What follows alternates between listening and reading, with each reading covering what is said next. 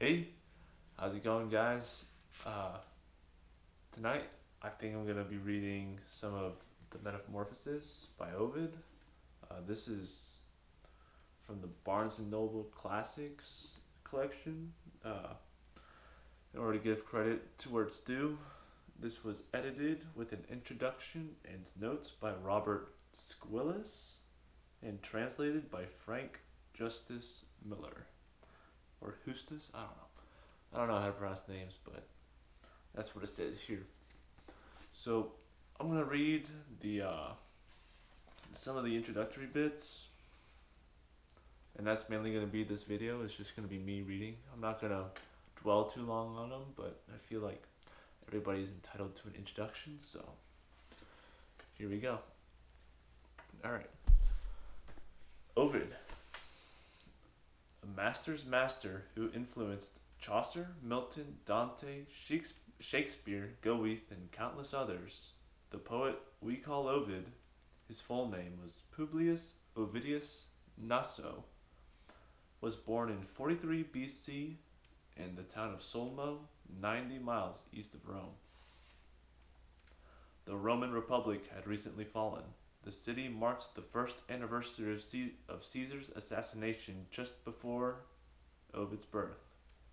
By the time the future poet was 12 years old, Octavian had defeated Mark Antony and Cleopatra, and within another 4 years had assumed the title Augustus Caesar and become emperor of the entire Roman world.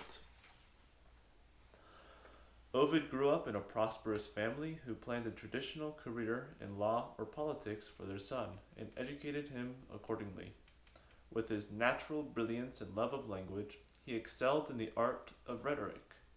Private tutoring, followed by instruction in Rome and a grand tour of the Mediterranean, groomed him for a successful career as a judge. For a time, he held some minor judicial posts, but soon abandoned such work in order to write poetry. His first work, Amores, the Book of Love, probably begun when he was still a young man, was published in 22 BC. Ovid's witty epigrams and tongue-in-cheek advice for lovers reveal his broad learning. A fertile, creative period followed.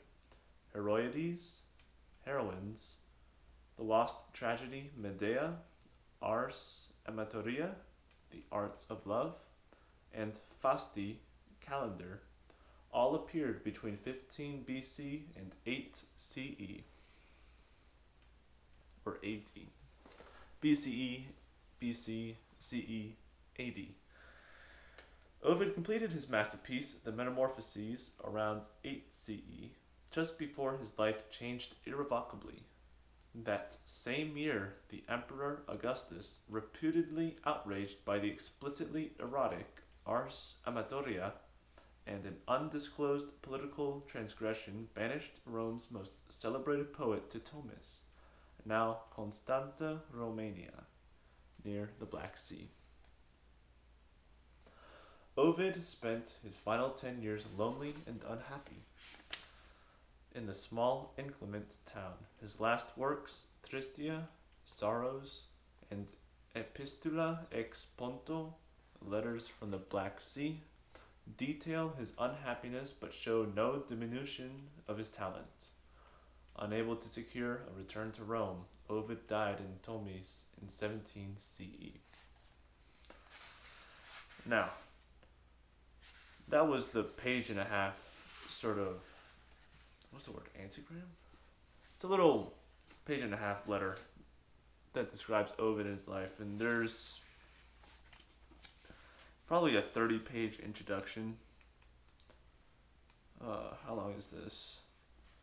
34 minus 11, so 23 pages.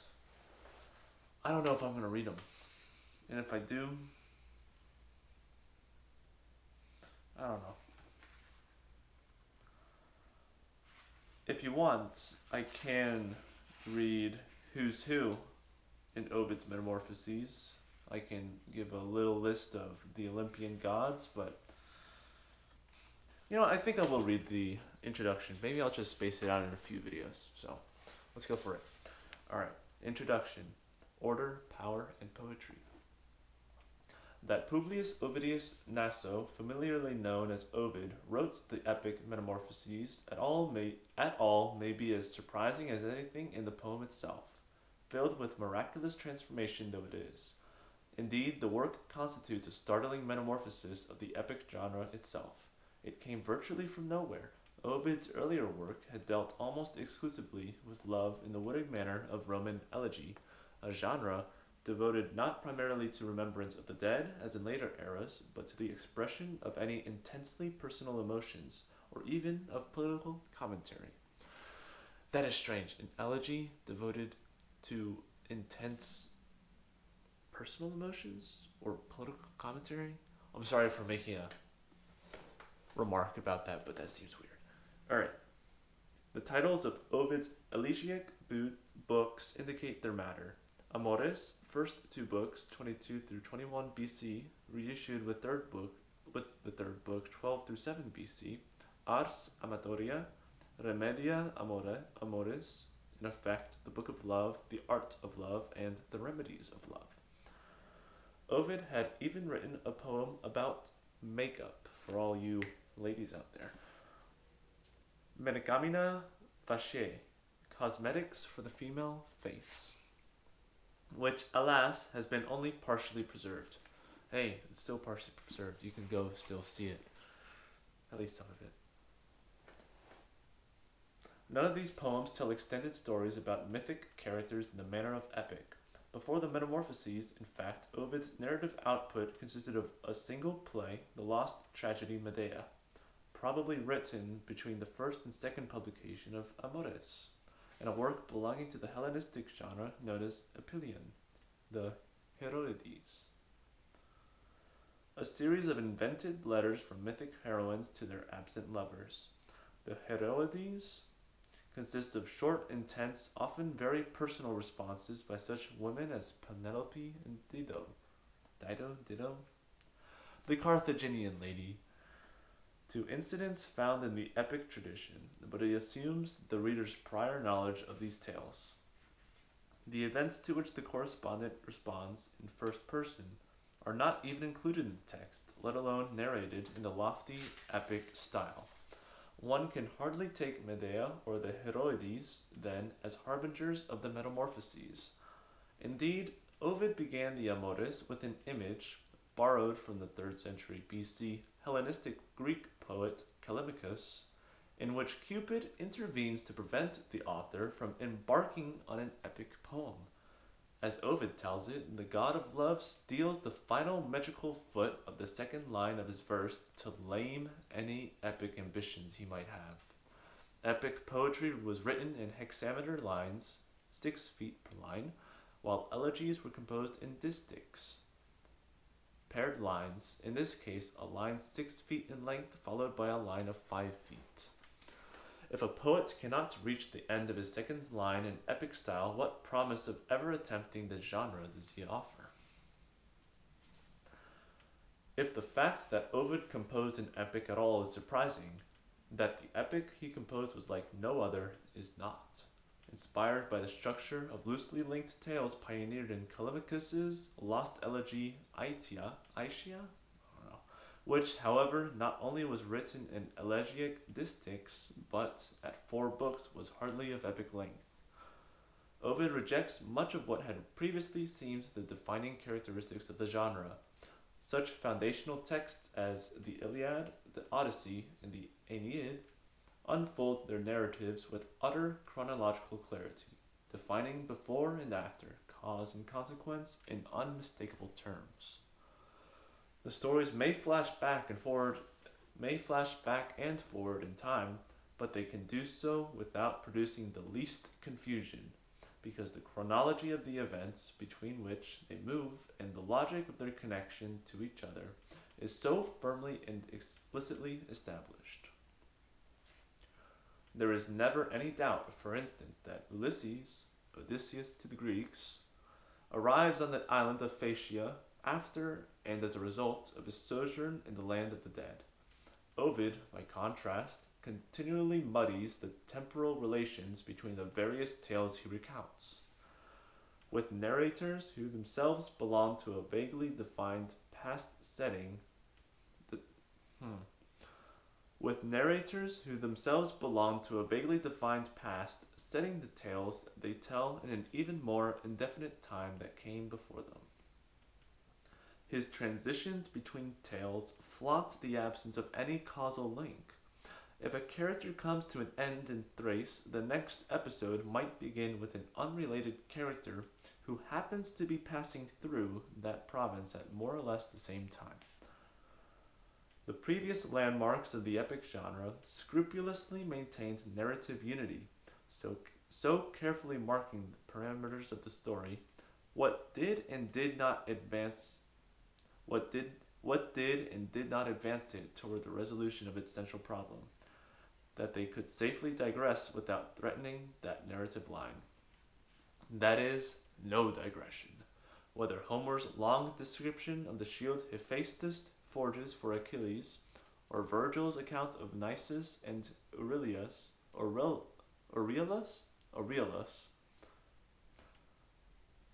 could be mistaken for anything. That is, no digression could be mistaken for anything but a digression, rather than a serious division of narrative interest. But the Metamorphoses is all digression, with no one character, theme, or issue unifying the whole except the motif of transformation itself. Critics have sometimes discerned a central issue in the poem, but it is rarely the same one that others have purported to find. Indeed, the absence of the sort of central character always found in previous epics, an individual on whose fate the tale concentrates its energies, virtually rules out narrative unity. The Iliad may not culminate in a resounding event. Both the death of Achilles and the fall of Troy occur beyond the horizon of the poem's end. But the humanization of Achilles before Priam's grief mutes the brooding hero's rage, which the first line of the poem had identified as the work's theme. While some divinities reappear with relative frequency throughout the 250 stories that make up the Metamorphoses, no god or human provides any such sense of centrality. Having somehow gotten itself written, the Metamorphoses might have flickered back out of existence almost at once. Ovid was exiled by the Emperor Augustus from Rome to the Black Sea city of Tomis on what was then the fringe of the Roman Empire in the very year his epic was published. Or rather, his epic appeared. All the poet's works were banned from Roman public libraries, an important means of the distribution and preservation of manuscripts. Evidently, Ovid maintained sufficient popularity among private collectors for the majority of his poems to survive the Augustan sentence, but a close examination of the unequal conflict between the poet and the emperor ultimately illuminates the nature of Ovid's challenge to the traditions of the epic genre, even though the events leading to the poet's exile are mysterious. The reason for the banishment given by the emperor, who was rather straight-laced about other people's sexual lives, was that the Ars Amatoria encouraged female adultery. Few classicists lend this explanation much credence, though. After all, the poem had already been in circulation for at least 6 years before sentence was passed. In the works he wrote in exile, chiefly Tristia, Sorrows, which appeared between 9 and 12 CE, and Epistulae ex Ponto, letters from Pontus, the Black Sea, 13 through 16 CE. Ovid mentions his offensive poetry as a factor in his exile, but he also hints somewhat obscurely that what he at least considered a minor political transgression resulted in a disproportionately harsh sentence that the emperor or his successor might one day reasonably commute. It never happened. Having pinned his hopes to the rise of the urbane Germanicus, Ovid gained little favor when hard-edged Tiberius wound up succeeding Augustus upon his death in 14 CE. His various descriptions of this political error, or peccatum, like frosted glass, obscure all but the vague outline of the reality lying behind them. In any case, since the poet hoped openly for a revocation of his punishment, it is hard to gauge the degree of honesty with which he chose to couch his defense, particularly given how elusive and ambiguous his statements tend to be under even the best circumstances. When Ovid affects sincerity, he is often his most ironic. Alright, so I've passed the 15-minute mark, so I'm going to call that part 1, and I'll read part 2 right after this. See you guys later.